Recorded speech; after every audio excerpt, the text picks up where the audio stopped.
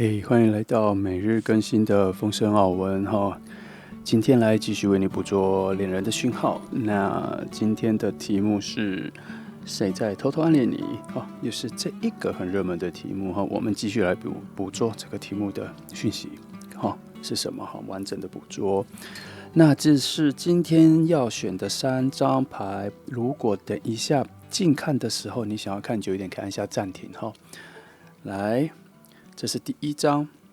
圣杯4。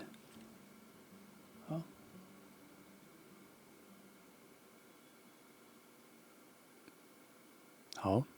再来第2张正义牌。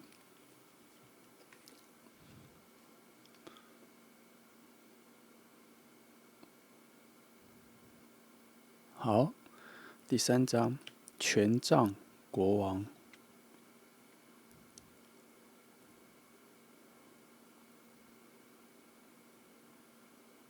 好，我选牌呢，选这3张是依照着整个画面的协调度而去选的哈，没有刻意要去找它的故事线或什么，都是随机的。那如果某一张的画面构图很难离开你的目光，那表示公正最强，你可以就先选它开始哈，或试着接下来可以再试着听听看看别的都没有关系。那选好了，我们就开始吧。好，那我们就从选到第1号牌的朋友开始哈，这是今天的牌哈。来，那我们一样哈，会选5张来看一下整个能量的基底结构是什么哈。好，等一下哈。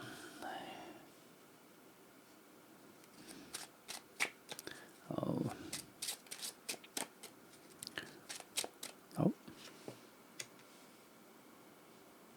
先对个位置哈。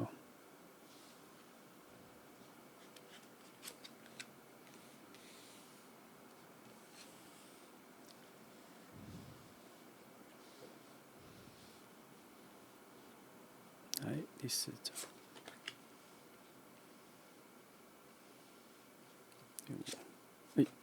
差一点。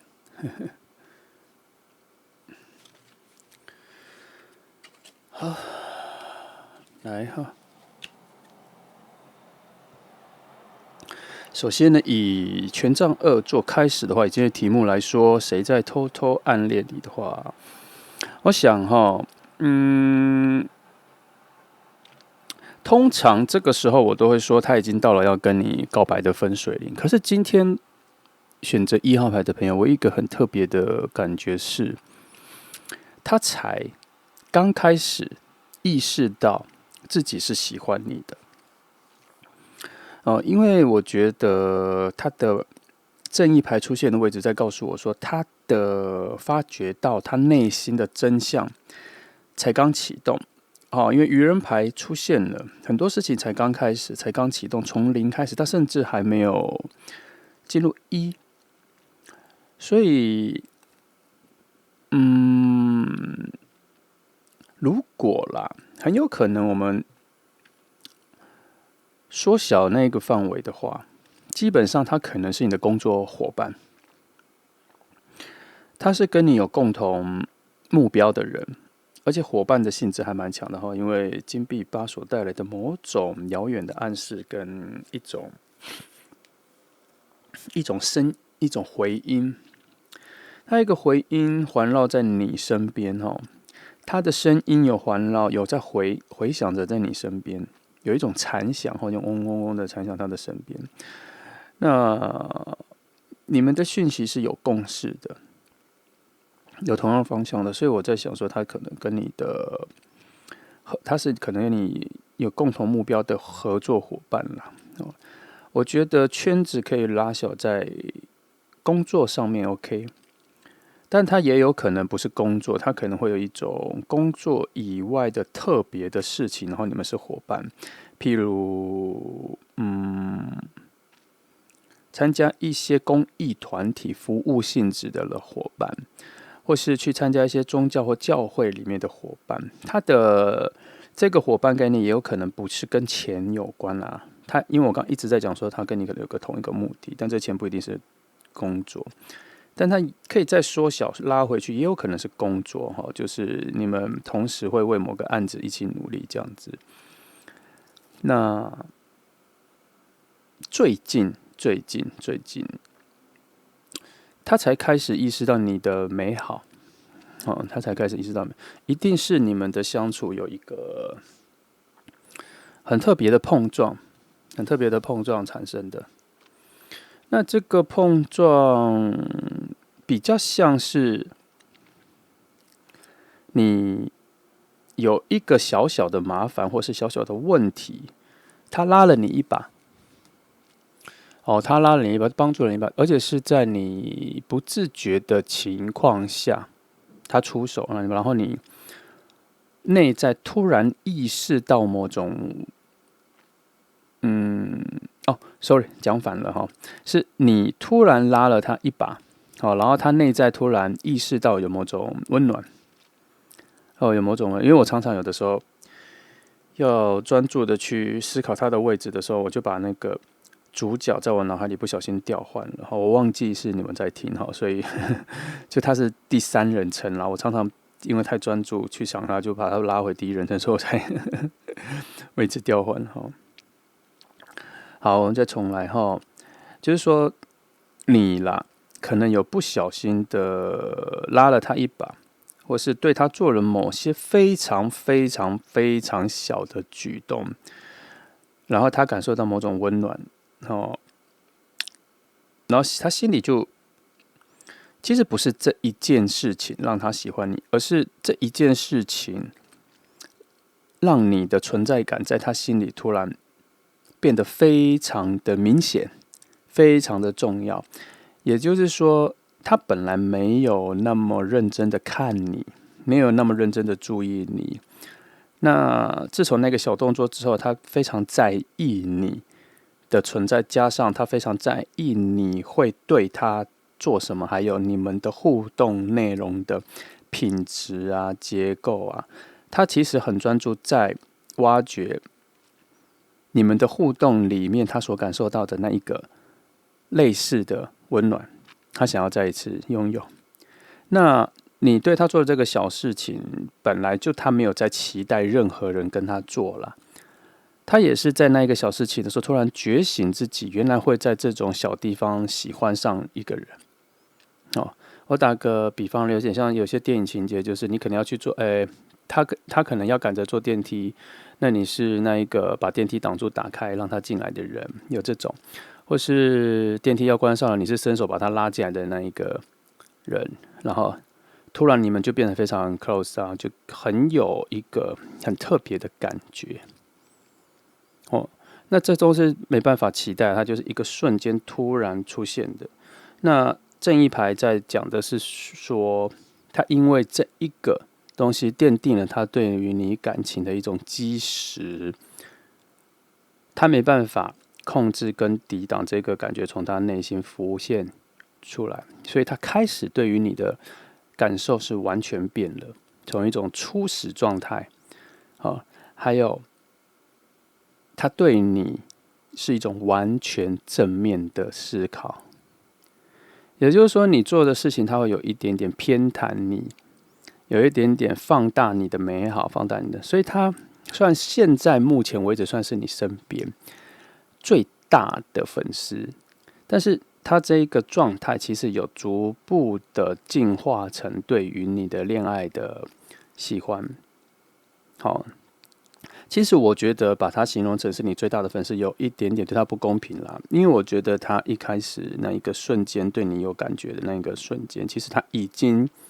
用恋人的方式喜欢你了。因为那一个温暖可能不是平常朋友对朋友或是一般人彼此这种互助的温暖，这个好像还有再更深、更多一点哦。他意识到的那一个情感比较深，比较深，但在他的角度，我认为他之所以才刚开始有这感觉，而没有立刻跟你告白，是因为他有点在跟你的相处里面有感受到，如果他跟你告白，这一切都会变为泡影。他也没有很确定你对他的感觉。毕竟关系上是合作伙伴，或是一起就是伙伴啦，一种协力状态啦。他没有把握跟你说了会不会破坏这个关系，或是跟你说了会不会被你拒绝，然后他还在找那个路，找那个你有可能会有比较高几率喜欢他的路，他还在找。毕竟愚人牌定义了一些事情，才刚走进了一个全新的世界，在他的心里是全新的世界，才刚出去，连一都没有，他只是内在的起心动念才刚起来。所以，这个可能要等一下。最近捕捉到的人都需要等一下，可能最近的季节或什么，很多事情都没有在催促着，立刻要去做。好，那在他的内心世界里，他很想要跟周遭的人说，或是很希望有人能够帮他一把。但这件事情是矛盾的，因为他似乎也没有立刻觉得一定要让你知道他喜欢你。主要是前面我刚说他没有把握，那他内在可能有需要别人知道的原因，是因为他需要有别人帮他一起观察你，来确定他是不是可以跟你告白或什么。可是他到现在还是一个人，还没有任何人知道哦。这只是他内心渴望有人可以分享，但他还没有，因为这个状态目前看来真的才刚发芽。他甚至还在观察自己能喜欢多久。只是近期他在你附近已经觉得很舒服、很温暖了。他已经觉得很不错了。来，让我再想一下。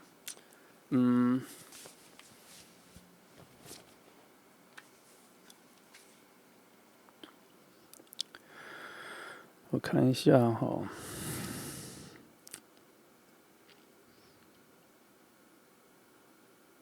好，还要多久？你们两个的关系应该会因为他有在偷偷的、主动的跟你加温，慢慢的在加温，他会一种潜移默化的方式，你不会发现的，你不会发现的。那偏偏又因为你们金币八的关系很紧密啊，所以这一个关系会越来越好，是势在必行的，是自然而然会产生的，因为它有非常多的机会让你们关系变得越来越好。所以我觉得他目前在等待的是你有意识到你跟他的关系有比较近之后，他才会跟你说。目前能看到是这样，但是距离还有一段时间，这个进展算蛮慢的，因为他这一个感觉刚出现而已，没有刚出发。是什么意思？就是说，在他心里有这感觉才刚出来，但还没有足够的能量去推动他要开始跟你拉近距离。才刚开始而已，才刚开始而已。那，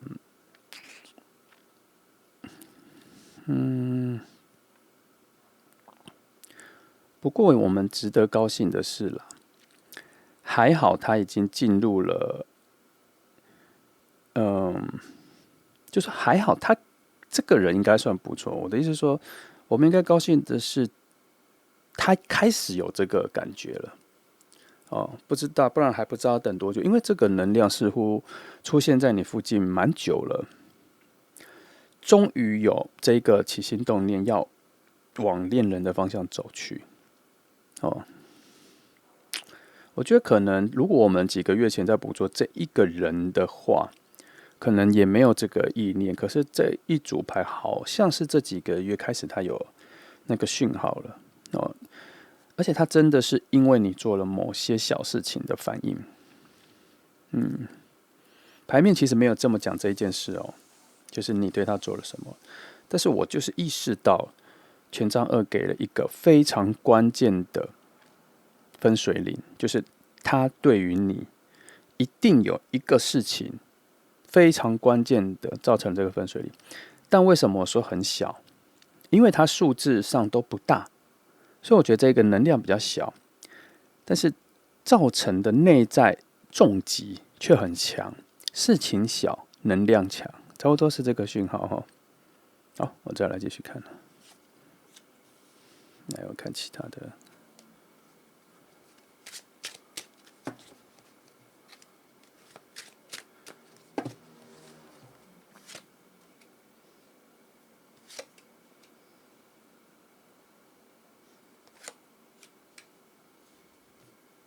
我尽量不要让我的手在这里晃，因为有时候很难掌握镜头的位置。我尽量收回来哈，如果有打扰，不好意思。来哈，那么太阳牌出来了哈，我必须说，太阳牌其实并没有支持他现在就跟你告白，而且圣杯牌也说。也觉得他需要慎重的考量一下，目前他对于你的情感要怎么分配。上面有在说，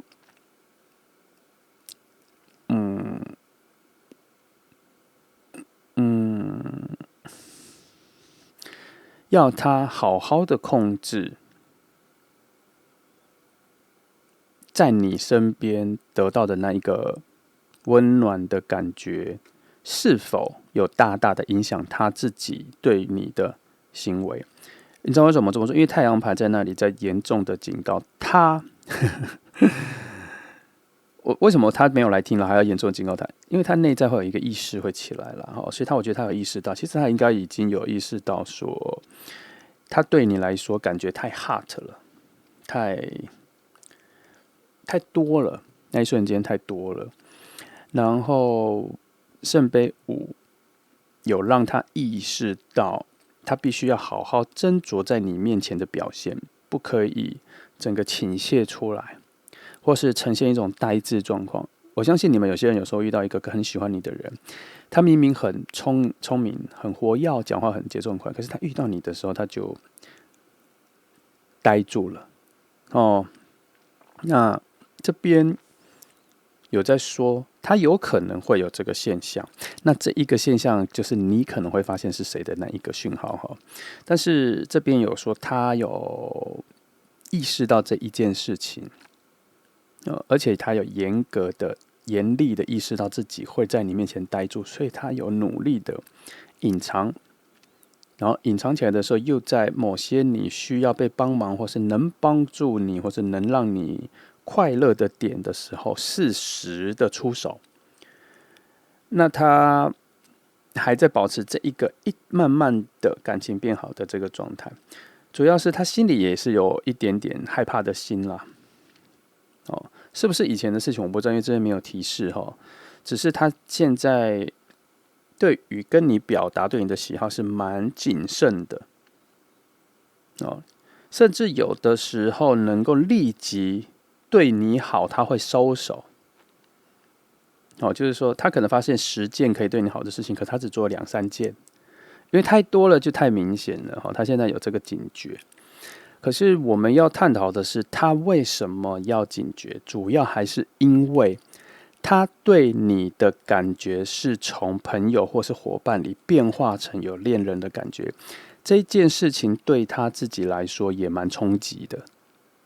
他自己都还在适应这个冲击，所以他不想要直接跟你说让你也接受这个冲击，因为他也觉得这个不确定感还蛮重的。不确定什么？不确定这一个情感的转换是否正常、健康，很平凡、很朴实，你懂吗？他在思考这种，他害怕的是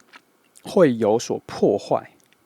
因为他连自己都有一点点冲击的意思是说，他也不确定这感觉好不好，所以他还在观察你，来观察自己的感觉，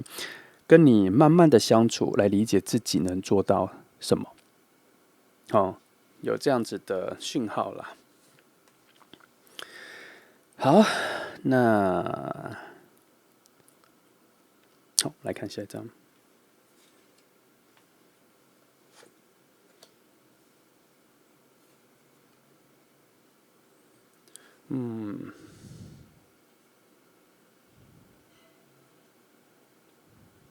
我想一下哈，这边有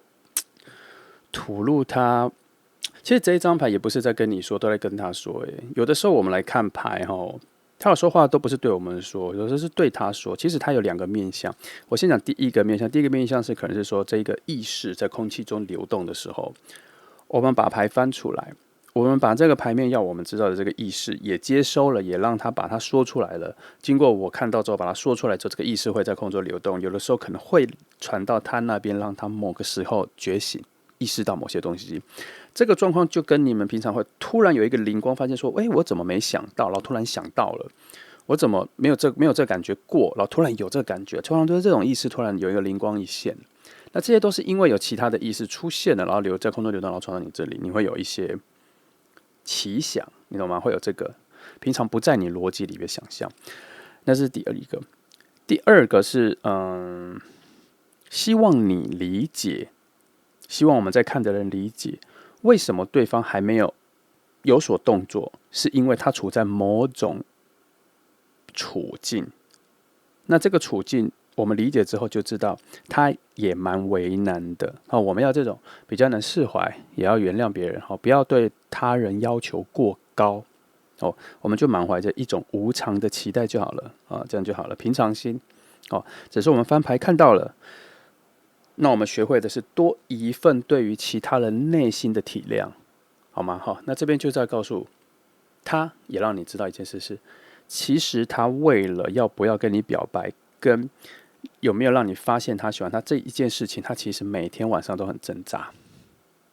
因为你给他的那一个喜欢的感觉突然爆发起来的时候，我刚刚说他有一点点也接不住但是他这个不是痛苦的挣扎，它是一种欣喜却要忍耐那一种欣喜冲动的一个挣扎。他也不到烦恼，他只是觉得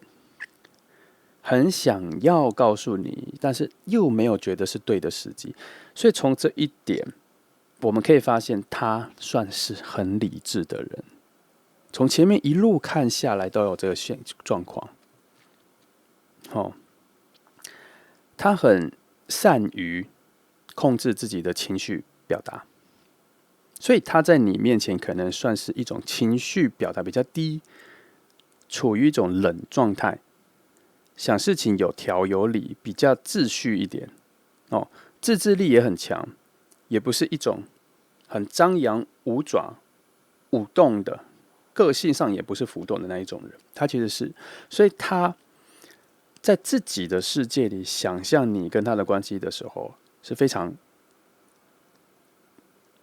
烦恼的啦，非常复杂的。以他的善于排列组合事情的能力来说，这一题对他来讲有一点复杂，可能有点太难。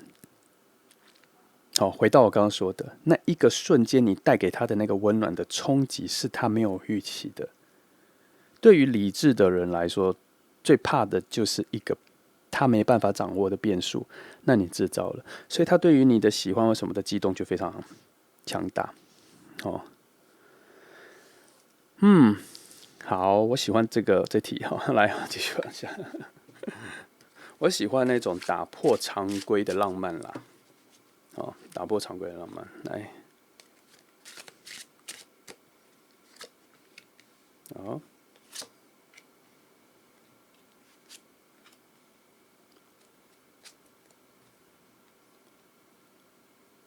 好，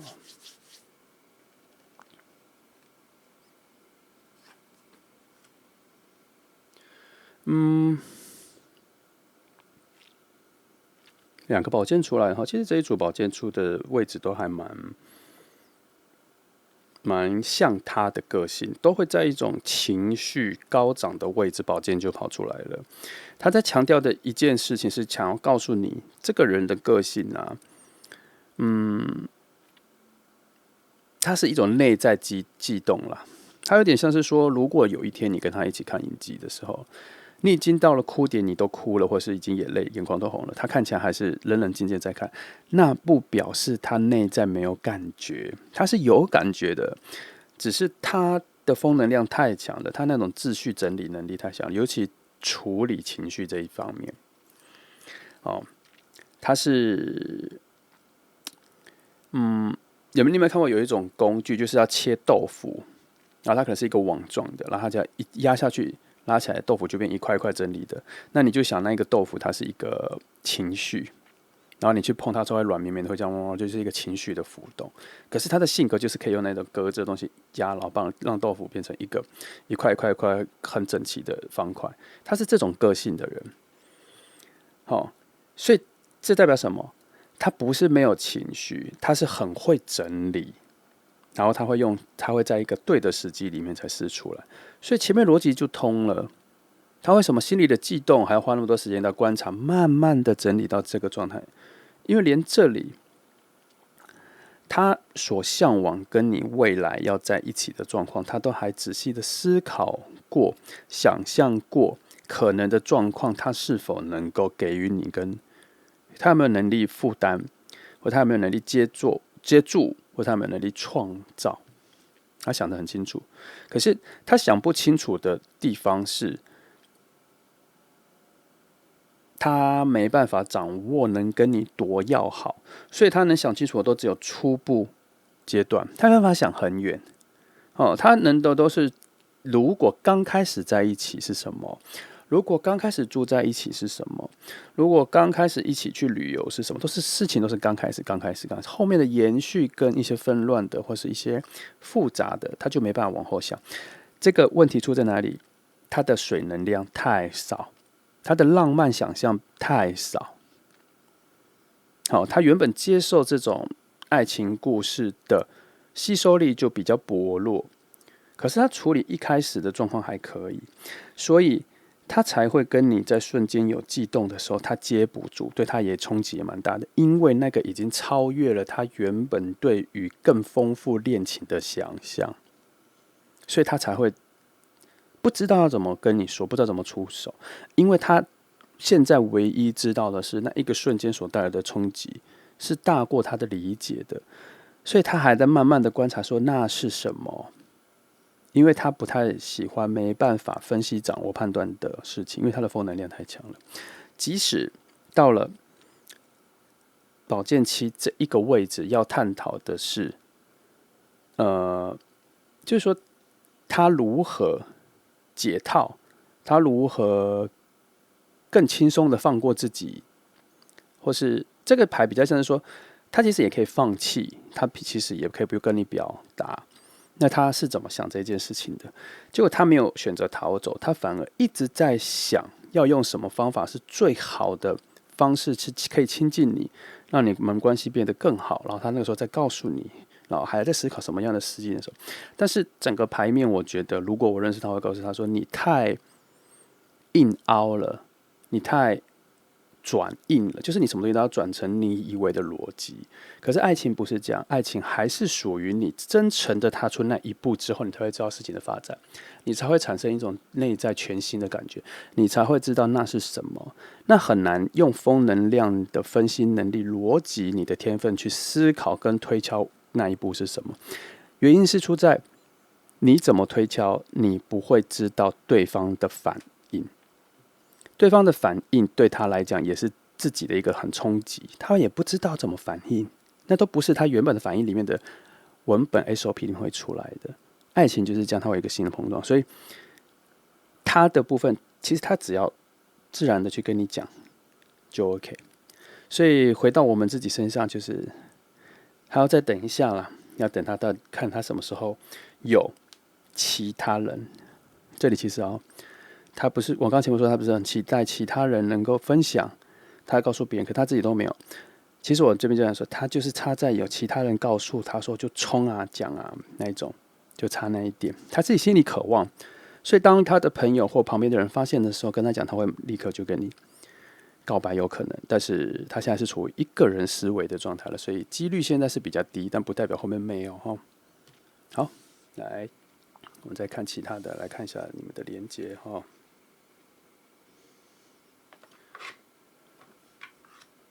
好。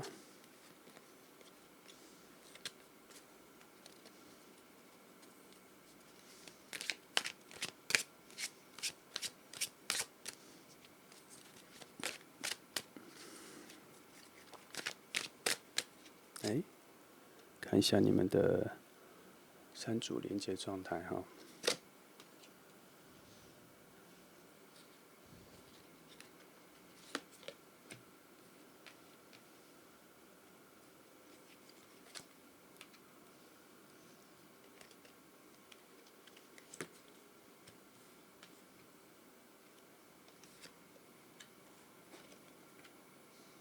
好，先看这些哈，如果还有小翻，我再翻。哦，连牌面都在说，你们两个的这个爱情的爆点，其实真的是来得又急又快，可是是在一个非常有秩序的状况下出现的，所以其实他是被自己的感觉吓到了。其实那一个感觉出来的时候，他立刻跟你告白也是可以哦，因为那感觉是对的，非常协调的。他然后让你告诉你说他喜欢你，那个瞬间也是可以，因为那个时候是你们最瞬间、最接近的时候。但是这一件事情的能量可能不够强，因为没有火能量哈。那他撞击后让他说了，哦，可惜了那一个瞬间的平衡，那个瞬间非常平衡啦，可是还不错，至少撞出来那个东西。哦，撞出了那一个，他是对你的感觉。那火能量不在那一瞬间出现了，火能量在哪里出现？在把它推进去跟你碰撞的那一瞬间之前的那个推动力有出现，但就撞散了。但是这个能量够把它推进去，可是只是没想到它跟你撞击之后那一瞬间它是缩起来的，因为没有想到它对于爱情的水能量的接受度，或是它这方面水能量的控制，不能说控制，它控制得很好，是水能量的丰富度没有宇宙想的多，因为这其实这水能量都被水能量有出现，但是被分摊到很小很小的一颗一颗的小气泡了，都没有办法聚集成一个大能量让它推动前进。火能量有，但火能量只能让它靠近你，让这一个讯号出来，后面就必须要靠别的了，真的是要靠其他人了哦。然后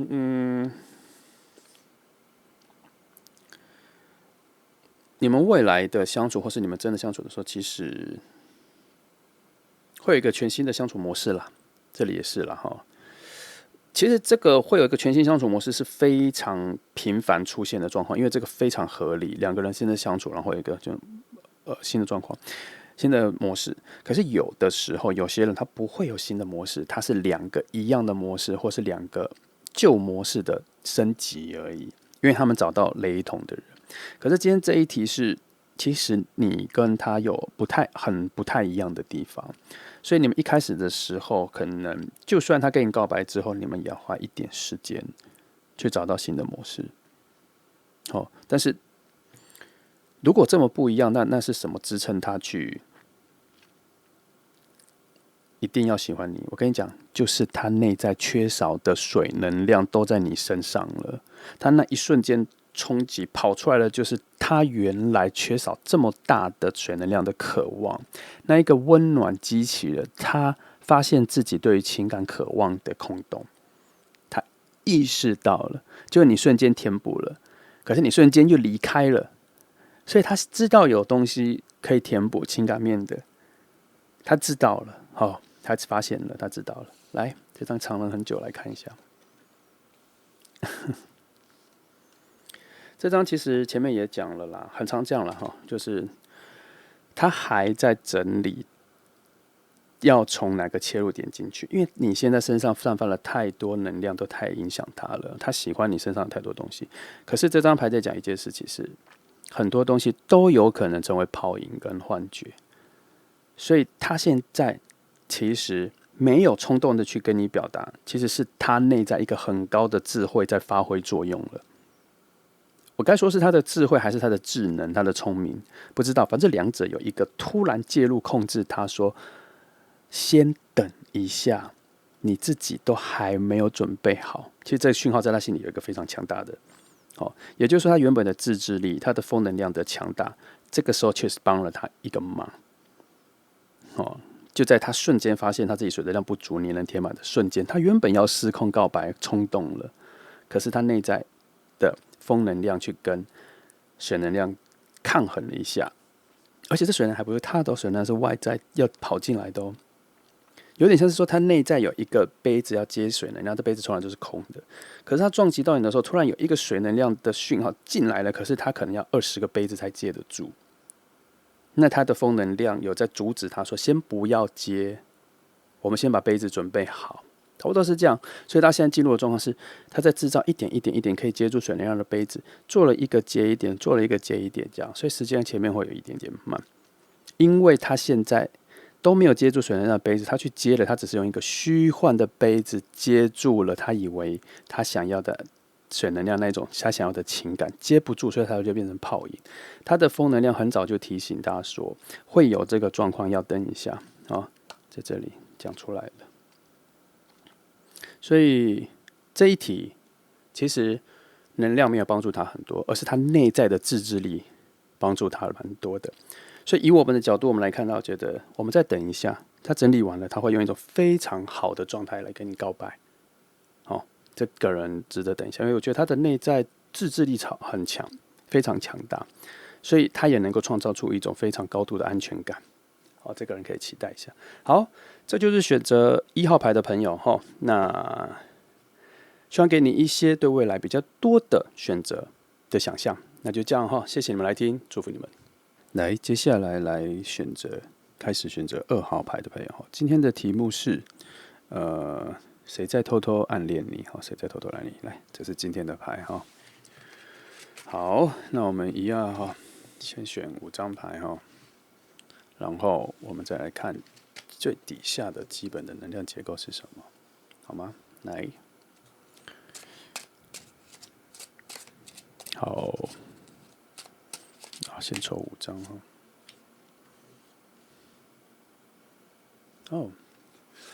一开始就用一个非常强大的爱情能量来做基底也没有不好。我看到的就是一个很强的能量出现了我反而觉得我感受到了某种坚定感啦他也没有让我感觉到一些惧怕或什么，反而感觉到一些坚定感。我们来研究一下很少会在我翻牌的时候第一次就出现这么，因为我觉得宝剑3是用来强化某种意念的牌，它不是很常拿来定义整个局势的牌，因为它有一种过去式意念跟急速掉落的现在式意念，它比较不太去做一个结构性的分析。对我来说，以塔罗牌来说，所以今天他这一个牌直接在这一个位置出现的时候，我觉得他这一个暗恋你的人，他有一种悲剧角色性格。这怎么形容？就是你看很多电影，看很多爱情片，是否悲剧角色跟悲剧的剧情最能打动你？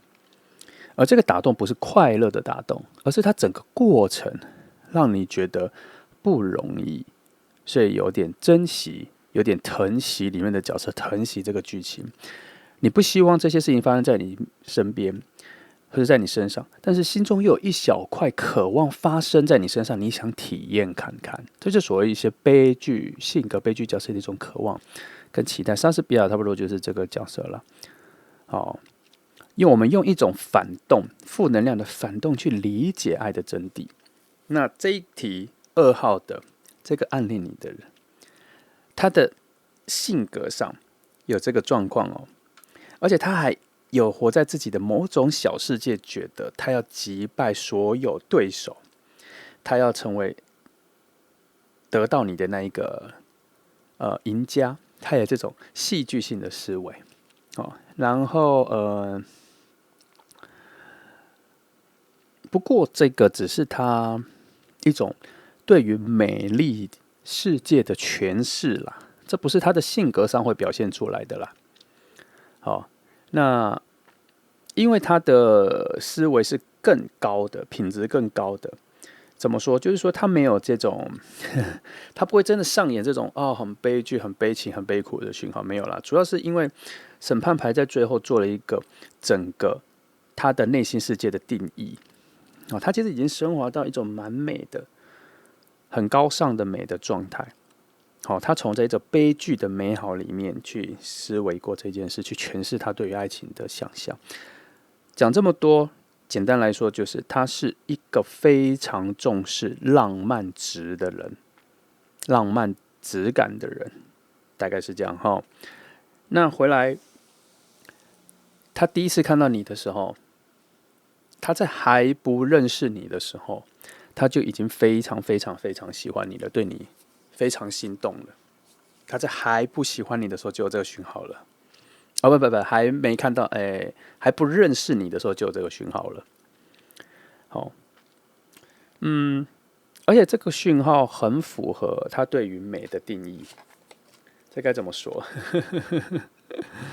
就是说，我们讲一个非常通俗的话，就是你是他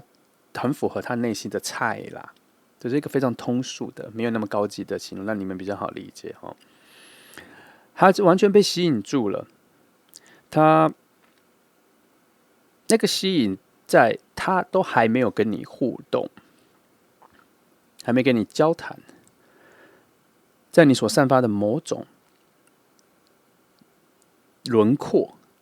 气息的轮廓，一些简易的肢体语言上，他就已经很喜欢你，那是一个瞬间的感觉。然后，应该说，如果我们要认真的去要求你对一个人的喜欢，1到10的话，1很容易出现，就是一个瞬间的一个好感而已。他看到你的时候，他就已经出现在8到9到10的那一个好感的想象。那一个部分的想象是要什么？叫更深层的理解，更深层的好奇心，更深层的吸引力。这种吸引力跟理解，他就有点探索，已经探索到自己怎么会被你吸引住，而不是片刻的好感，不是一直的好感、喜欢、很喜欢那一种。他已经快接近爱了，因为他内在好像有非常多的点，你给他的讯号是非常契合他内在的一种很深的渴望啦。好，恶魔牌要看他出现在哪，他出现在这里的时候，他有这个解释。在这一个位置，在这一个我觉得非常遥远、深处的宇宙的位置，所以我才会说他是对你的感受是非常巨大的，对你的喜欢是非常巨大的。好，我再看一下哈。那他这里有在偷偷说一件事情是，他有点不知道你的喜欢是什么。再细一点说，他有点搞不清楚你跟任何人关系很好，是你喜欢这个人什么点。其实他还蛮好奇你为什么会跟这些人做朋友，你喜欢他什么，或是他有感受到你有自己的喜好，他很好奇你为什么会喜欢这些东西。这个事情反映射出来是，他原本不喜欢，但你喜欢，然后他心里就有种，这跟我的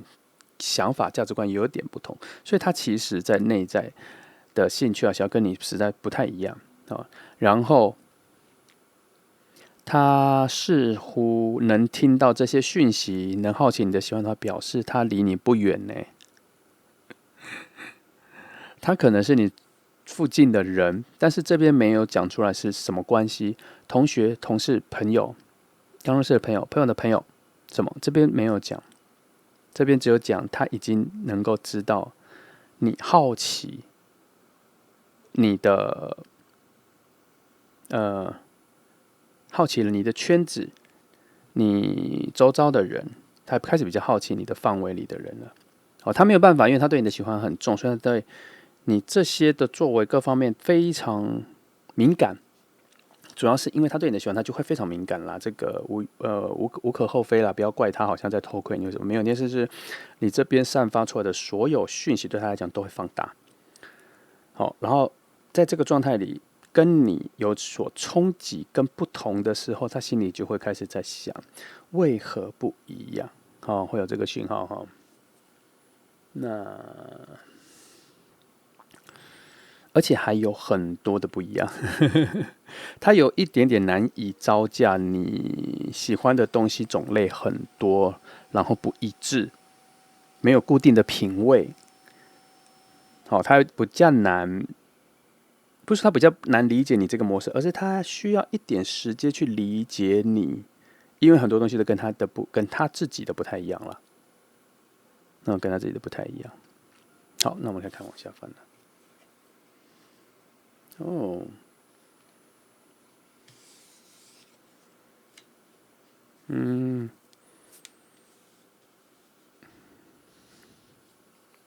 命运之轮出现在这个位置这么底下，这么深沉。我只能说他有一个，我刚刚说他对你的喜欢有点重，那这个重的能量因为有点太多了，已经在驱使他，除了跟你靠近之外，还有可能已经在帮他运转的，要往你身边跟你表白、跟你告白了。那他其实对于跟你表白是没有问题的，他可以马上就跟你说，只是他现在还觉得你身边的声音很多，你身边的人很多，然后他有点觉得自己还没有那么重要，或是他也还没有，他有点觉得你生活里能给你快乐的，现在身边的人还蛮多的，讯还蛮多的，然后他现在自己认为自己还没有浮出来的必要。这想法很特别，但我也不知道为什么是这个讯号，只是他已经走到至少一半的位置了，就是说他要跟你告白，如果跟你告白是一个时间点1到10，他在1的地方走到10会跟你告白的话，他现在至少走到5了，然后再多一点不知道，他已经至少走到5了，所以还剩下5的数字，在让他慢慢的知道自己的位置跟该怎么跟你表达或什么的。他其实没有跟你表达的困难啦，他没有在审核自己适不适合你，或是两个在一起状况没什么，他只是还在慢慢的走近你。可能我觉得基本上他还觉得不够近，他还不够近。现在告诉你有点太唐突，他好像还在慢慢的走近可是他是一个非常健康有秩序的速度慢慢走近而已。所以从你的角度来说，其实他这个人也会慢慢的跟你熟悉起来，所以他跟你告白的时候，你便不会觉得是一个非常陌生或唐突的一个人突然跟你告白，你在一个不熟悉或陌生的状况接受到一个人的告白或什么，他没有，他会慢慢的跟你关系变得比较好。好，来看后面好，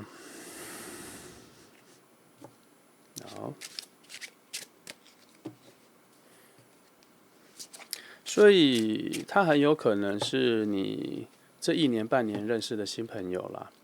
我故意拉的比较长，但他有可能在更短。他不是已经认识很久的人，但他有认识一小段一阵子，但也没有特别长啦。在你的心里，他现在如果跟你告白，你会觉得他是你的新朋友之一，所以他还是有一个很新的状态在你附近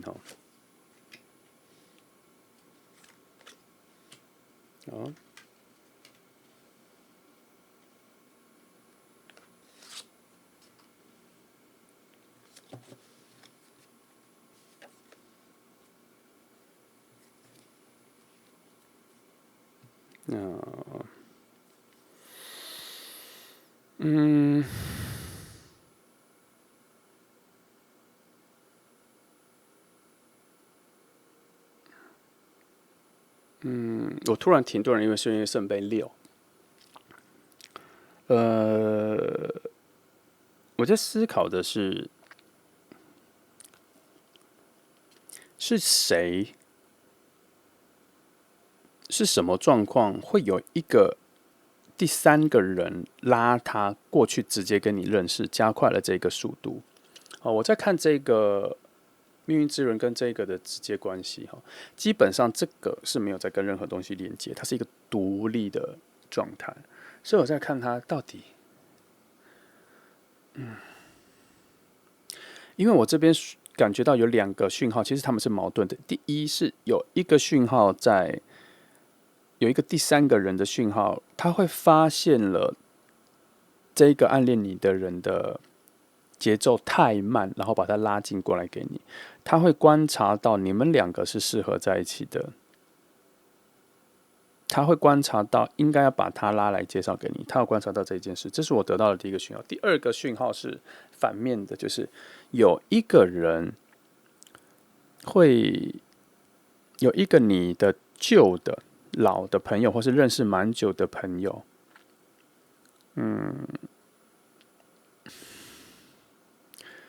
会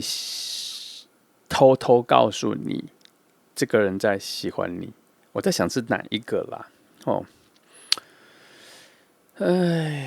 不过这2个都有可能啦，只是我希望是第一个啦，不要第2个，因为我觉得他破梗了，很可惜你的惊喜就不见。但是这2个都有可能。不过这一个人他的敏感度挺高的，他能发现这一件事情然后他其实带抱着一种现在是有点可惜，有点觉得可惜，时间花了那么久，现在就应该可以认识了。然后，愚人牌在那边大大的讲了一个重点，就是希望这一个人直接带着一种勇气就往你这边告白了啦，不需要等，勇敢的下去，不需要观察，也不用慢慢走，也不用去理解，也不需要花时间去理解你是什么，你需要什么，先去告白就好了。他现在有这个讯号出来，我希望我们现在思维到这个讯号之后，传到空中，能流到他那边。其实这里有2股力量在拉他过来跟你直接认识，不要再处于一种暗恋状态，因为觉得没必要。好像似乎牌面有看到你们2个的未来性跟合适。其实这组牌一路这样看下来，阻止他来跟你告白都只有他自己，可是牌面上看起来是 OK 没有问题。尤其命运之人跟愚人牌出现的时候，他们在的位置大大的在一种很深的我们无法察觉的能量区域里面，大大的在推荐这份爱情啦。那他们是有行动力的，就是直接往下一步走就好了。头头有我觉得有这样子的讯号，所以我希望这个第3个人能够早点出来，而且是强而有力的出来把他拉去给你。我觉得这样子是最好的状况。那我在想一个东西这个人呢，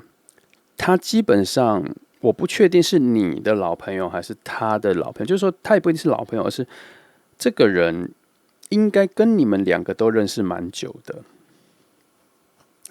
也就是说这一个人连接的你们2个完全不同的世界，他的角色可能，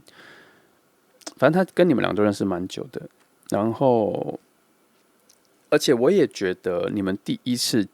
看到他，第一次看到你，我不确定你有没有看到他，但是他第一次看到你的时候，也是因为他创造了某种你们2个会遇见的同一个空间，然后他有看到你，从那个时候他对你的感觉就很多很深然后，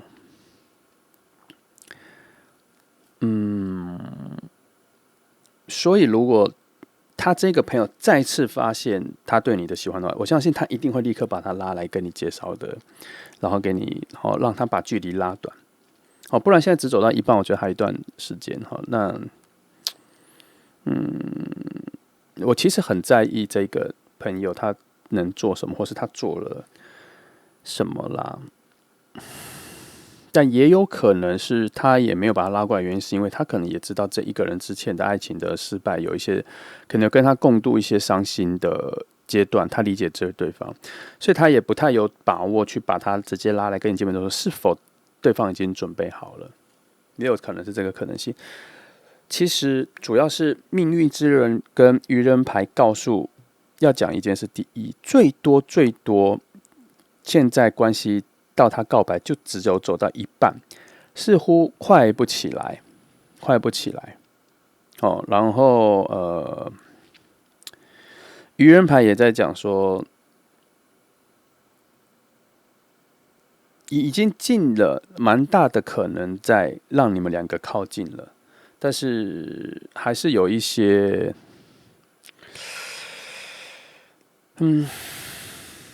就是还是有一些个人的害怕，就是说他其实在讲有一件事，就是说有可能会倒退啦。就是我一直不想把这个讲出来，就是有可能会倒退，就是说这个人有可能会再往后退，本来已经到一半了，还会再往后退，就是他心里的那个勇气跟那一个向往不够强大，这个吸引力，这个他对你的吸引力还在不是很靠近、很面前的那个具体的感觉。就是说，讲更白话一点，就是说他还没有非常非常近去看你，然后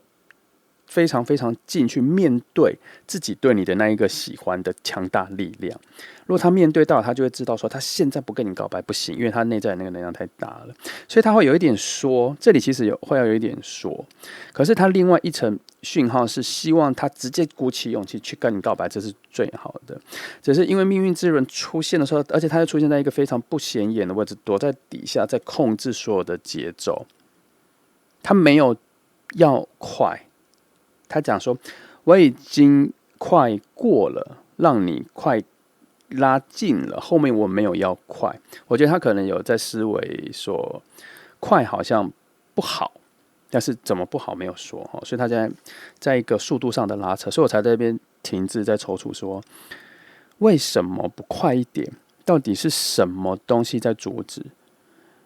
这个朋友的察觉？这个朋友拉来，那这个朋友如果没有主动，他一定有原因。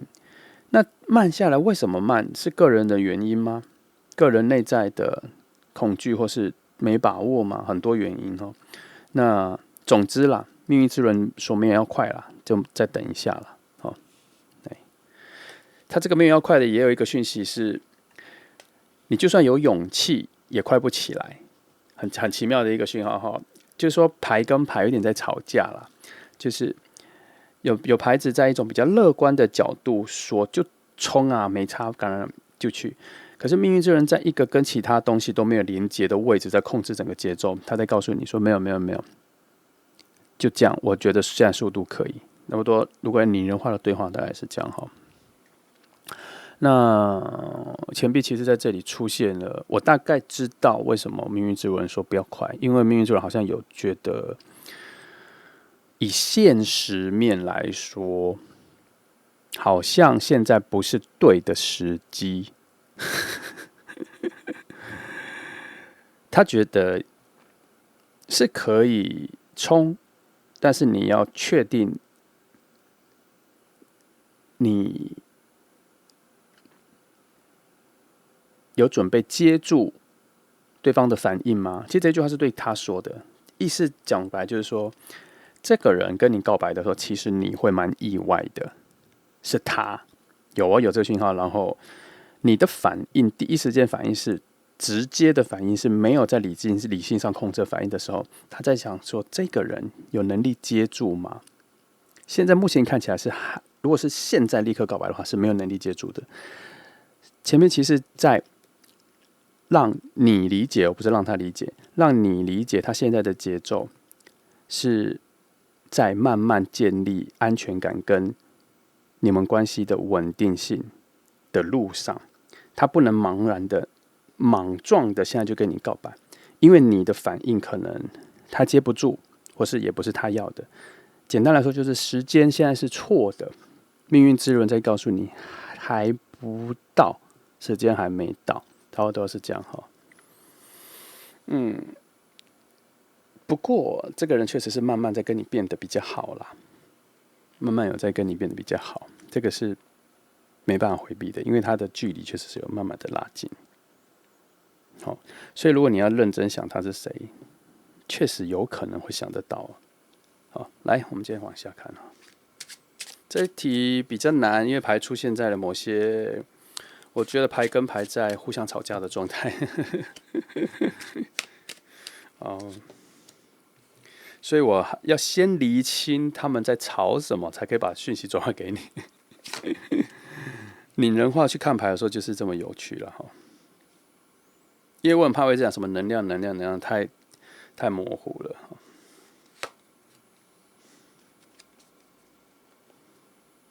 好，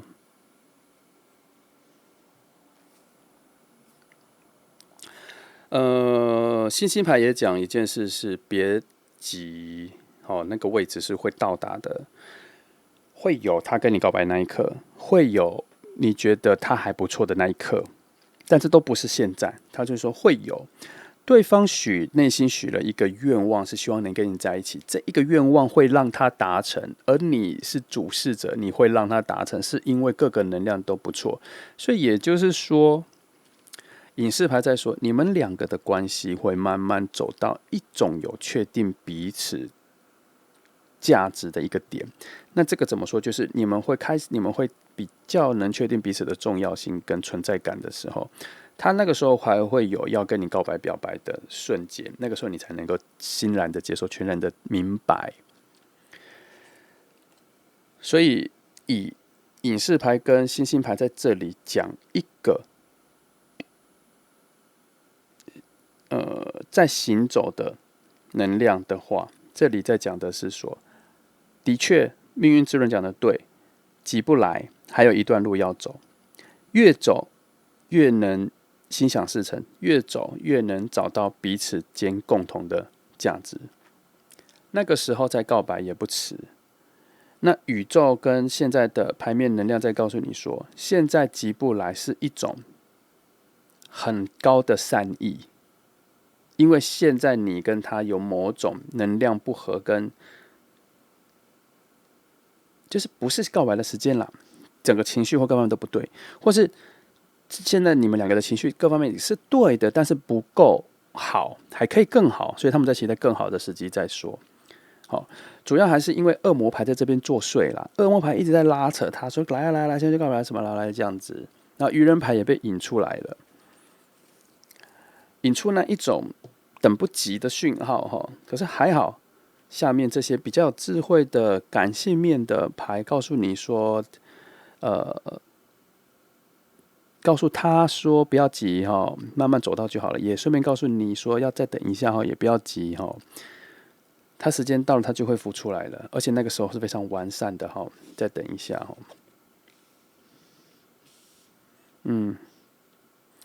那他这边偷偷说了一件事，说你很有可能发现是谁，你很有可能会把这件事情说破，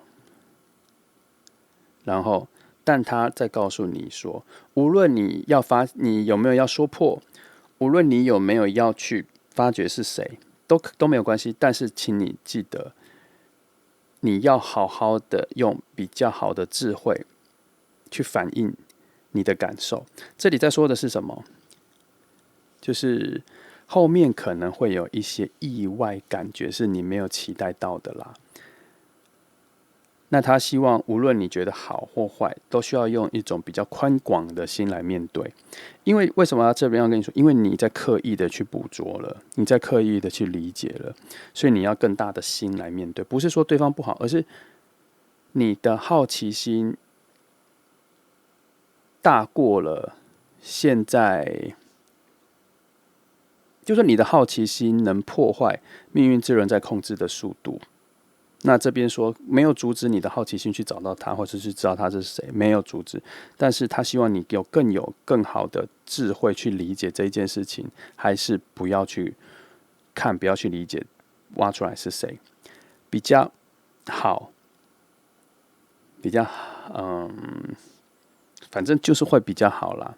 然后他也在提醒说，如果你知道是谁了，希望你能够更有智慧的去创造一个新的相处模式，也希望你不要让他知道你知道他是谁了。这里我非常难解释，因为这边在告诉我，希望能够告诉你最原始的状况就是先不要去知道，但是这边又告诉我说，你可能会忍不住，或是就是你会知道啦，然后只是说，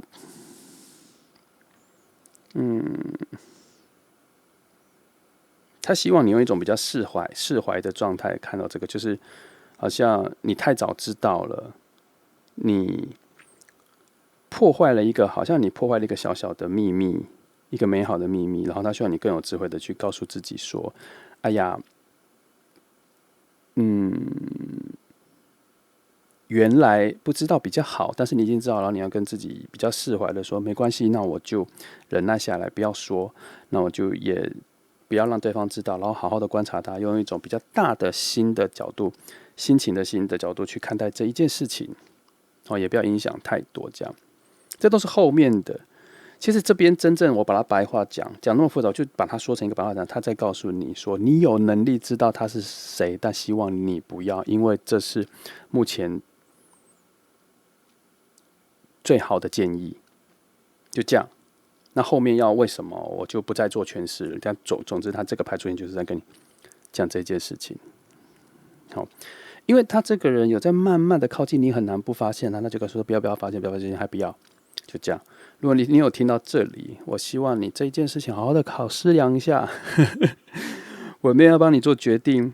但是我有得到这个讯号，他有点在告诉你说，其中一个选择就是先不要去知道比较好哦。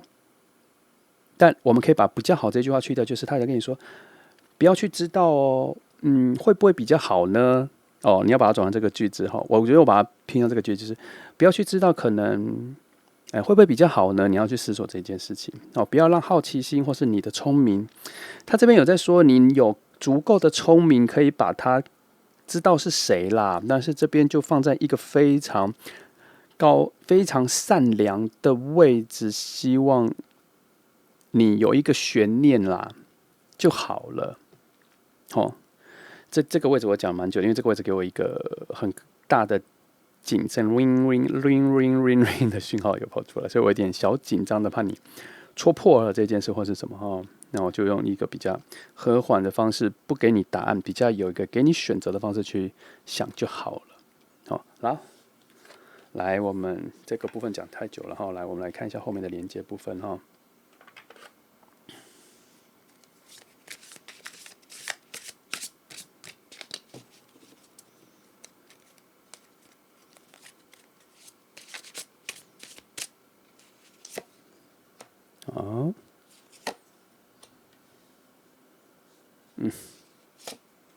好，前面就已经说了其实你们的这一个，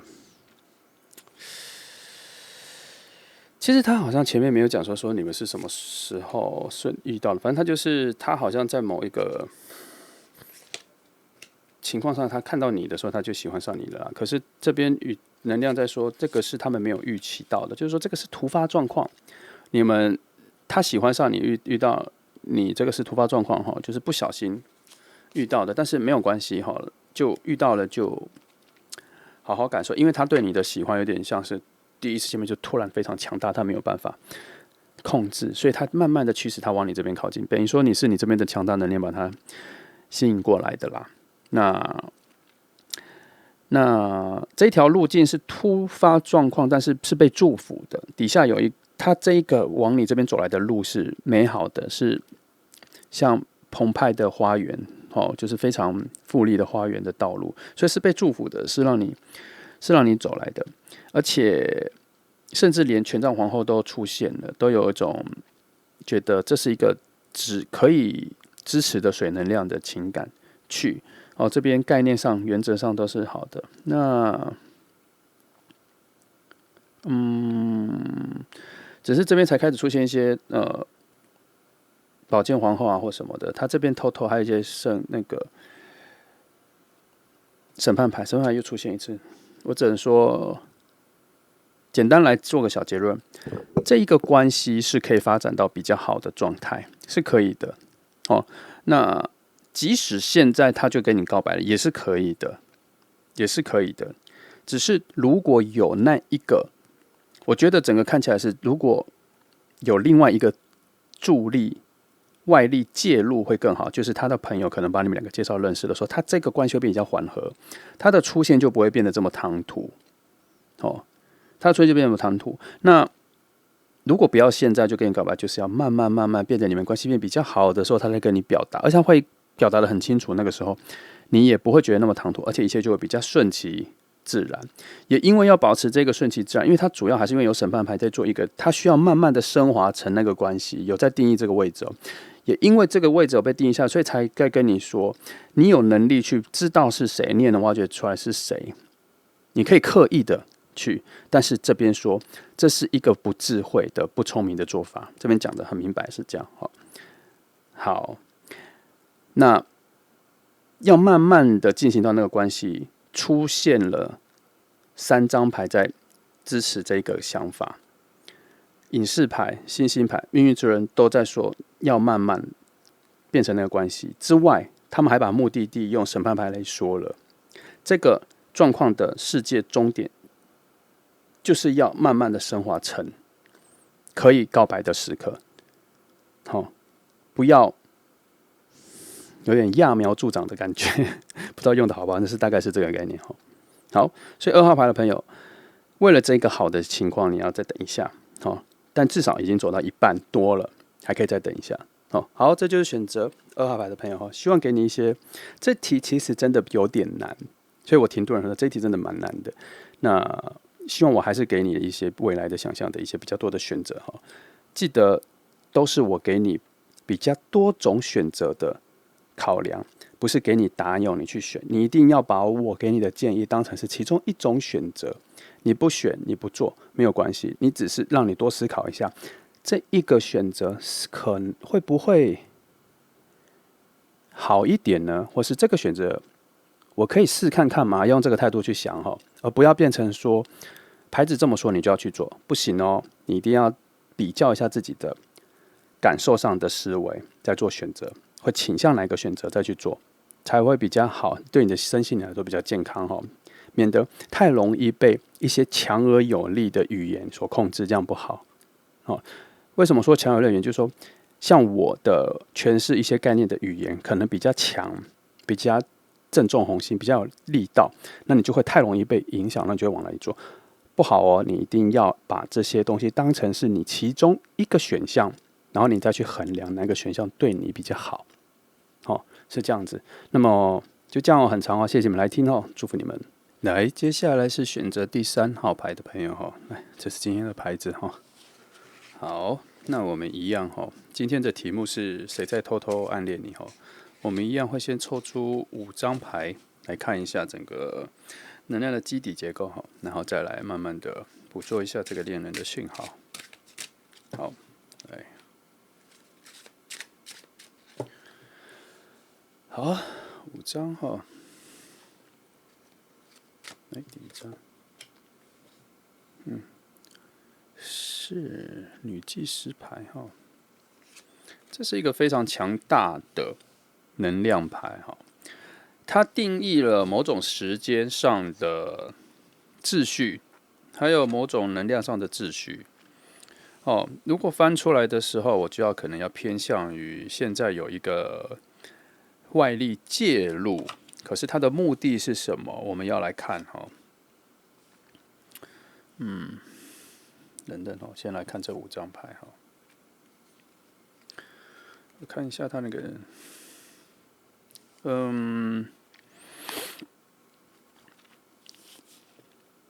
好，先说一下这一个人他是你生活里蛮近的人。那他跟你的关系可能有所重叠，他可能是你工作里的同事，但他也是你生活里的朋友。哦，他有这一层关系，因为他给的能量有点复杂。那你现在跟他处在一种非常平衡以及宁静的关系。为什么要把宁静讲出来？是因为你们两个相处的时候，关系是非常平稳，有信任感，有安静感，有稳定感。所以目前你们的关系应该建立在一种频繁交流的朋友关系上，但又比一般朋友再多一点高频率的相处。你们的对话蛮多的，你们甚至能够谈论到未来想做什么事情，但是都是讲自己的。那在工作上，你们又能够有默契的相处。简单来说，就是你们工作上是好朋友，可是你们私底下还会约出去玩的朋友。那但是你们几乎不会各自出去，都是跟其他人一起出去。它很像是你的生活圈里面的伴，旁边的伴，朋友的朋友。好，就是你要出去的时候，你不会优先选他或问他要不要一起去，而是都先问其他人，然后其他人会再把他带去，然后问说，反正他就是会在第二顺位被选到的，而不是从你这边选，而是你选完之后，其他人会再把他带去的这一个人。那他出现的频率也蛮高的。主要是因为啦，土能量有在把你们隔开，有在淡化你们的关系的亲密度，然后水能量避开了，水能量被土能量硬生生的避开了，所以在你们的关系上是有硬生生的被处理成一种单纯的生活上的关系。生活上的关系，而不是情感上的关系，所以生活上的关系，它就会变成是，也有可能是工作里的同伴，它也有可能是你生活里的朋友。但是我觉得今天这两个东西有重叠，哈。然后有一件事是，他对于你的喜欢有一点在增加，他已经从很简单的好奇，到现在有一些主动的行为，但是都比较小啦。譬如说吃东西的时候，大家一起吃，他会特别帮你拿你的餐具，他会特别比较关照你的处境。可是你会不会发现？我不知道，因为这一个的能量不是风能量，在你这边所处的能量不是风能量，所以你比较难发现，它是一种小小的火能量，是笼罩型的。就是说，他这一份好意，这份特别对你做的事情，只有一个顺序，而不是只单单对你做。怎么解释呢？就是说，他可能帮你拿餐具，但他会先放给你，其他人是第2、3、4顺位。他会对大家都好，但是你的顺序会是第一，会有这个慢慢的进展所以我必须说，他很有可能会慢慢的浮现出来。当你们时间关系越来越紧密、频繁相处了，然后你很有可能意识到他的喜欢。那只是现在这个状况来说，还是在处理的比较淡一点啦。主要是土能量介入的蛮多的，虽然土能量介入的蛮多，却不够重，力道也没很强。因为他这个，我必须说，他对于你的喜欢也没有开始多久啦，也没有开始很久。那我再看一下，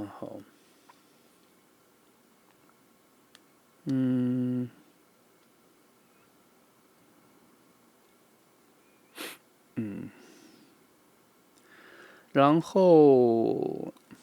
他在偷偷创造你跟他有比较不一样的对话，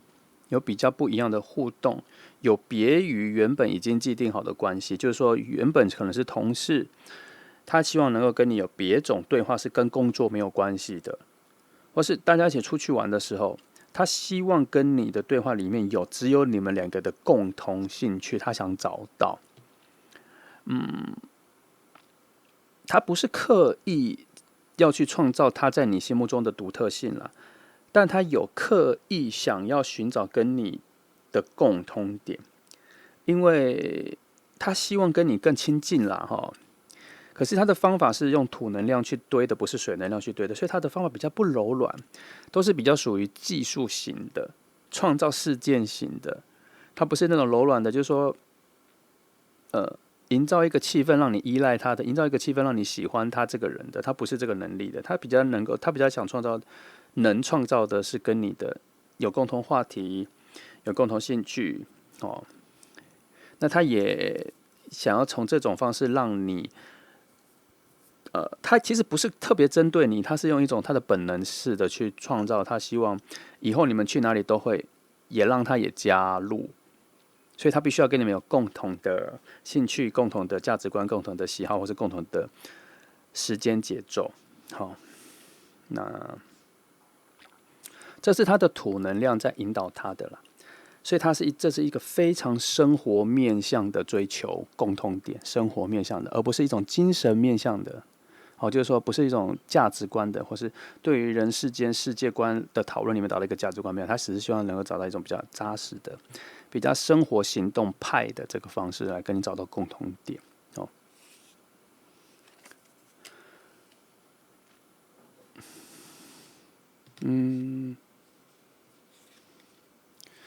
那他心里其实有意识到，他是强行进入你们这个 group 的，所以我才刚刚说他不是你第一圈会想到朋友，这是朋友在约的这个朋友，他有意识到他很难成为最内圈的朋友，但他其实也没那渴望，他觉得只要能够让他加入就好了，他也想跟你们一起出去玩。那他这个地方，我觉得他有一个缺点，他这个勇气跟魄力不够啦，他必须要再展现，因为他在你们大家一起出去的这个里面，他有点把他弄得太渺小了。他其实可以在更多的表达自己的什么东西，所以他内心的有一种自己一个人在跟你们大家一起搏斗的概念，就是说，他有一种被动心态，就是你们约我才去，他都不会自己主动说他想一起跟啦。所以他常常觉得他没有那个主导性，他想加入你们，会跟你们一起，他没有主导性，都是被动的被选择。哦，他内心有这个感觉。可是很特别的是，他其实没有被排除在外，但他自己心里一直觉得没有办法进入到最里面，这是他自己的，我觉得他心态上的错，我觉得他现在的一个瑕疵啦。哦，那但是驱使他一直要维持这边，是因为他很喜欢你，他想要常常看到你。好，那也因为他不是单纯要在你们里面只跟你做朋友，如果他只是单纯跟你们做朋友，其实他大可以直接说我要去，我不要去。可是因为他每次都想去，因为他想看到你，所以他就变成说，他有一点心里有一个挣扎，是他不能太张扬，他要跟你们一起去，或是他要约大家一起去，只是他想要看到你。他把这个两个感觉混在一起了，他觉得他太张扬的主动，他的主动性，他把它混在对于你的追求，或是对于你的好的主动性，他把它混在一起了，所以他现在有点搞不清楚，所以他变成一种比较被动的状态，就是你们约或是大家一起去，他才去这样。好，这是出去玩的状态，是工作上我觉得好像没有这个问题，工作上他好像就比较能够表达他的想法或什么，可是因为工作上或者如果他是你的同事，他就没有办法表达对你的喜欢，他在工作上也很难特别去对于你去表达。我觉得他这个地方他有罩门，他觉得公与私他分得非常清楚，所以工作上最多就是跟你是同事关系，他没有办法表达对你的特别喜欢。可是回到私下的时候，他的自己那一种想要更靠近你的心就会比较大了一点。我这边有看到这个分类啦，主要真的是因为土能量这个钱币能量、金币能量，它放的位置哈，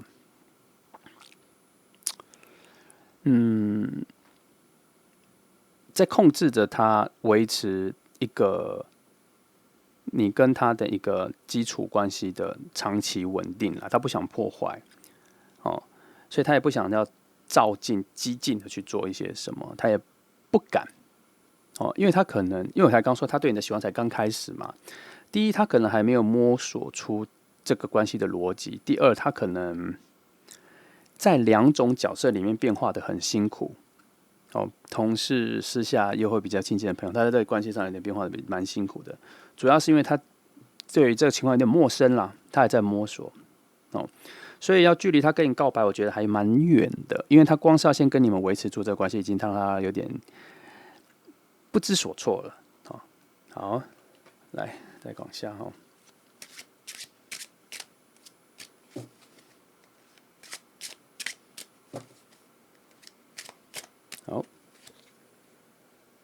我希望能够看到一些，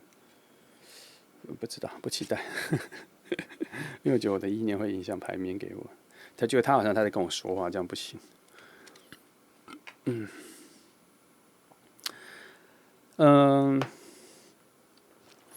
他确实还有一段路要走，这段路的终点是什么？跟你变得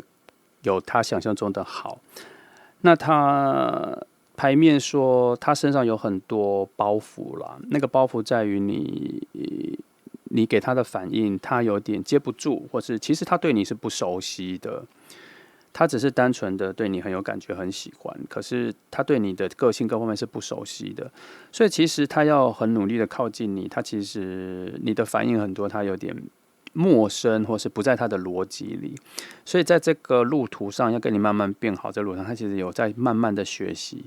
但目前对他来说是蛮大的负担的。什么样的负担？情感上的负担，因为他常常接不住你的反应，或是常常接不住你们这边的节奏。你跟你的朋友的节奏，他很想跟，但他有点跟不上。好，那因为骑士牌出现2个了，所以他那个勇往直前，对于想要跟你变得越来越好的向往的动力非常强，无论是理智上的、能量上的都很足够，所以他能够一直跟上。只是我觉得他跟的不自然啦。他没有办法很自然的就融入，所以他需要花蛮长的时间才能慢慢跟你变得比较好。那以你的角度来说，你只是很平常的看待他而已，所以你其实会不太知道我说的是谁，或是你有想到有可能是谁，但你觉得应该不是。好，在你的角度是这样，可是其实对方除了对于你的喜欢，常常想看到你这个意念之外，他也很想要一直待在你们的身边，这样子。他的心情是复杂的，但是主要还是因为他想看到你。好，这是他的核心目标。但这里有一个小小的风险，对他来说，他可能会突然不见一阵子哦。因为权杖十在这里，它有一个远方的概念，它有一个比较后面的结果概念，所以如果他这一个负重，他这个跟你们一起相处的不适应，他有点喘不过气的时候，他可能会不见一阵子。好，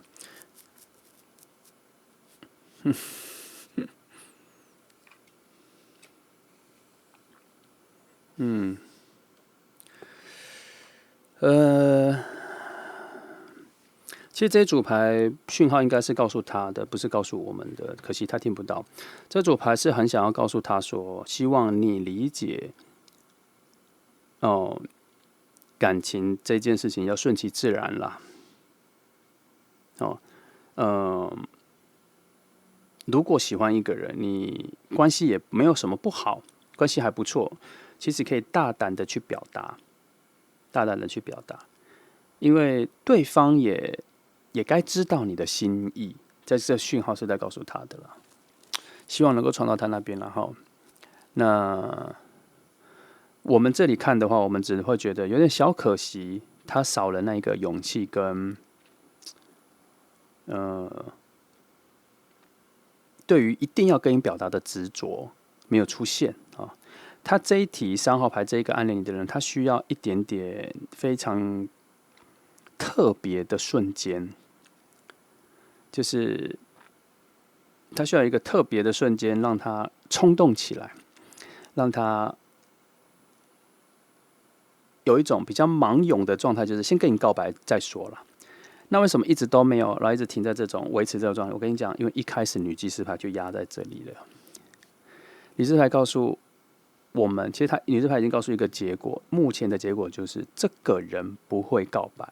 这个人现在只能跟你维持这个关系，因为这个人的能力跟能量，如果要一直待在你身边，这是他的能力现在能做到的最好的状态，就是跟你们维持这个关系。所以他没有多余的能量让他冲动，没有多余的能量让他告白，甚至没有在告白之后让他有能量可以接住你的反应，都没有。所以土能量，一种薄弱的土能量介入了，让他维持你们关系上最基本的状态。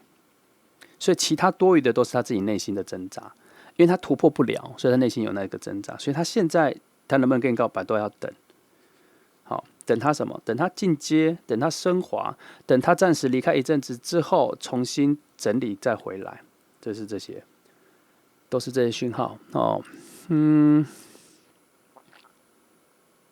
不过也有一个，因为我觉得女祭司牌压在这边呢，它有一个削弱讯息。如果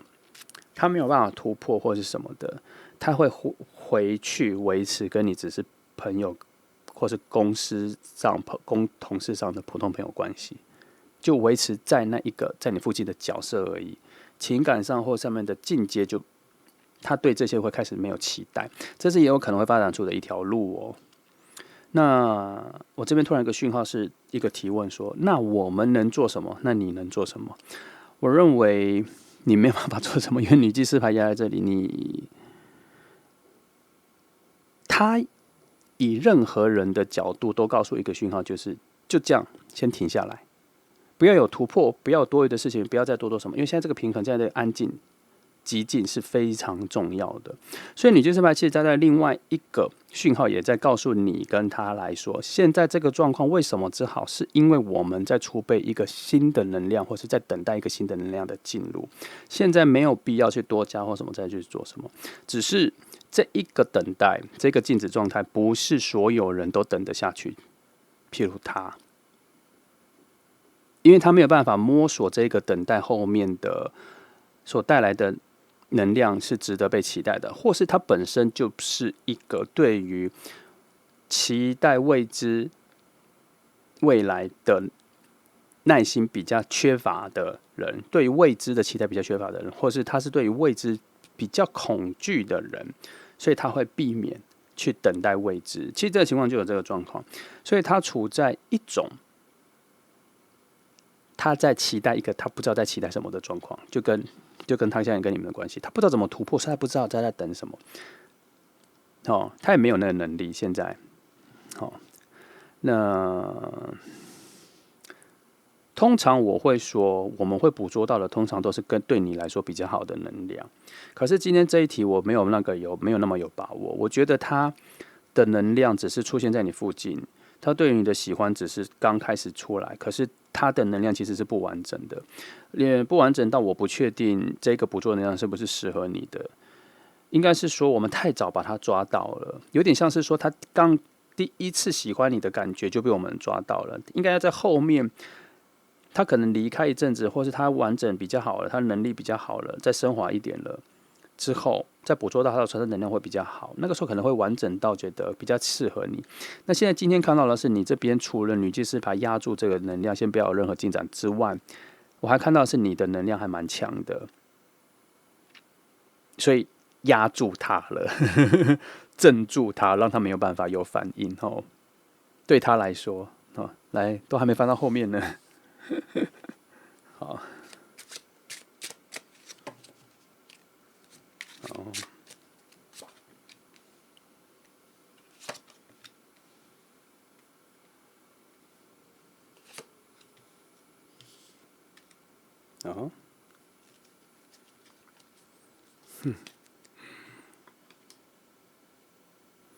这两张牌都在讲印证我刚前面的趋势，我后面才慢慢比较有抓到那个趋势，是说女骑士牌在暗示一件事情是，现在就真的没有要给他的东西，你也没办法给他，他也没办法获得。那这两张牌在跟我说，那一个远方他可以获得的东西，那一个你可以给他的东西，那一个你们两个关系可能有结果的那一个时间点，都还在后面。你们现在都还在海上，还没到岸边，甚至连要走到的岸都没有。他现在只是勉强的上了你这艘船，要跟你比较靠近，可是他自己都不知道这艘船要去哪里。现在有这个讯号哦，但是你好像反而比较知道这艘船要去哪里。在情感上的抽象表现是这样，但是牌面上也有一些祝福啦，就是你们两个的后面的结果或会发生的事情都还在后面，没有那么近。只是因为他这个暗恋你的讯号出现的又新。很新，所以我们捕捉到了，可是它整个能量各方面都还不够完整，所以有点可惜，因为它这个喜欢在这种飘的状态，所有的结果跟事件，皇后牌跟宝剑六都拉得蛮后面的，那牌子已经有一点善良的告诉你说，后面的可能性再往后一点推，时间后面一点，可能性会比较高。确实是可能有你们关系上的比较好的收获，也就是说你们关系会变得更好。只是现在只能维持这个关系，要再变得更好，像他前面一直很想要跟你变得比较好，看来是不会有太大的成长，很多东西都在后面哦。那我觉得牌子很善良的是说，给你宝剑六，告诉他说，其实在告诉他啦，有在路上，有在那一个去到你想要的路上，那个终点路上，但是还在路上，还蛮远的，还蛮远的。那只能说还在路上，只能说会比现在好。但是这个好是你们两个会在一起吗？这个好是他的告白会成功吗？没有说，只说这条路是有在走的，比现在再好就对了。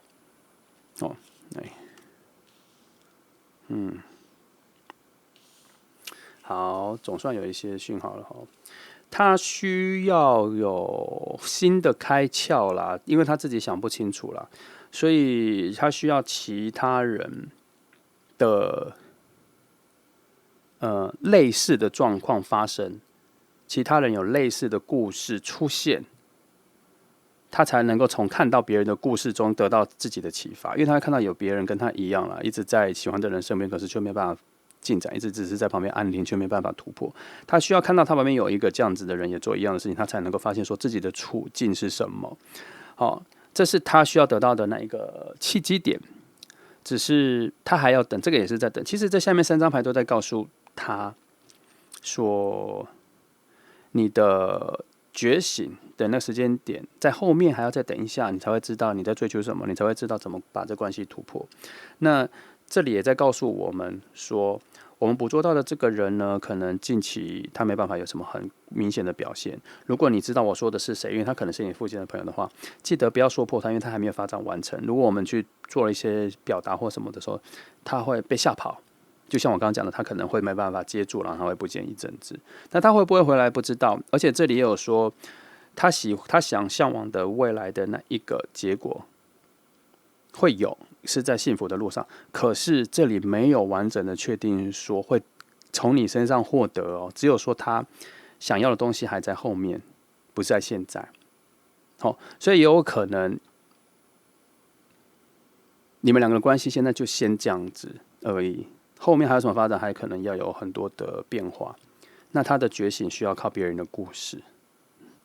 这一题大概是这样。我只觉得我们抓得太早了，把人家一开始就有的喜欢就被抓住了。那么来，我们再看后面你们的连结，就是来看一下为何这么早就要抓住他哈？那他其实会不会他的出现其实有蛮重要的启示要给我们的？好，我们来帮你看一下。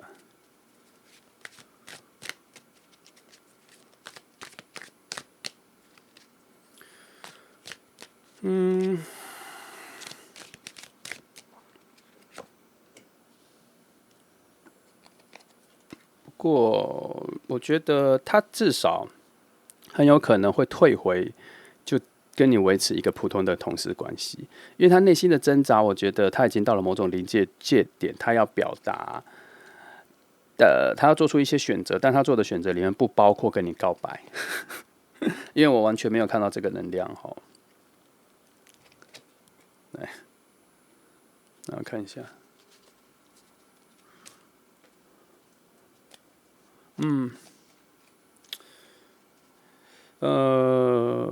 牌面说不知道啦，不知道现在能显化什么啦。现在这个时候能显化什么？如果我更加确定，我们把它抓得太早了，他对你的喜欢那个讯号才刚出来，我们就把它翻出来了。所以连牌面都告诉我们说，现在这个时刻也不知道它能够显化出什么结果啦，非常未知哦。然后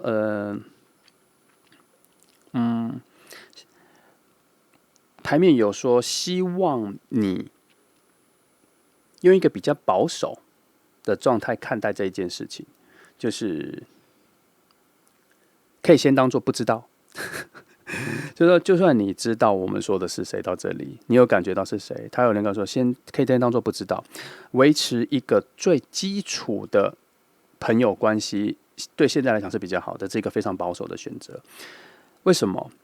不是我们要拒绝他或是什么，而是现在他的部分只适合用这种方式来做一个朋友关系的维持。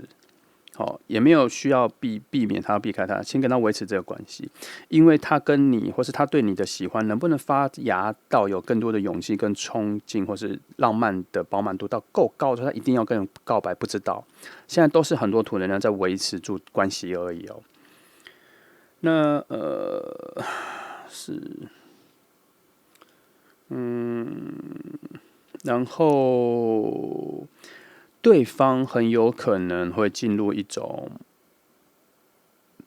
就跟我刚刚讲的啦。我说他可能会不见一阵子，我跟你说牌面有说他已经趋向于可能会不见一阵子，或是就不太加入你们私下的活动或出去，他就只跟你维持在同事关系。就是我刚刚讲的，他可能会先退回一种普通同事关系。其实这个讯号在这里出现2-3次，在每一个位置都有出现过一点点，都有一种他想要先退回去一步的讯号。这边也有说，而且这里讲的更重，他讲的是他会整个休息下来。我跟你，因为女祭司牌在这边压的讯号实在太强了，他好像阻止了这段关系的新发展，他觉得就这样子是就这样子，他也没有说这样子就最好，但他觉得这样子是最平衡的状态。那因为他自己个人有想要突破，想要更多，可是能量上不允许，或者整个情况上是不允许的，他也没办法做什么，所以他可能会感觉到某种疲累之后，因为宝剑9跟权杖10都出现了。所以才说他其实有意识到这件事情比较难，所以他会退回去一个比较淡的关系，就同事关系。我觉得他基本上应该很常跟你见面，而且是真的有大家一起工作的概念，所以我觉得他就是你同事工作环境里面的某个人这样。那只能说3号牌有点可惜啦，好不容易发芽了一个对你的喜欢，可是这个人的能量不够完整到可以很坦然的跟你告白。那我们只好期待之后他变比较完整的时候，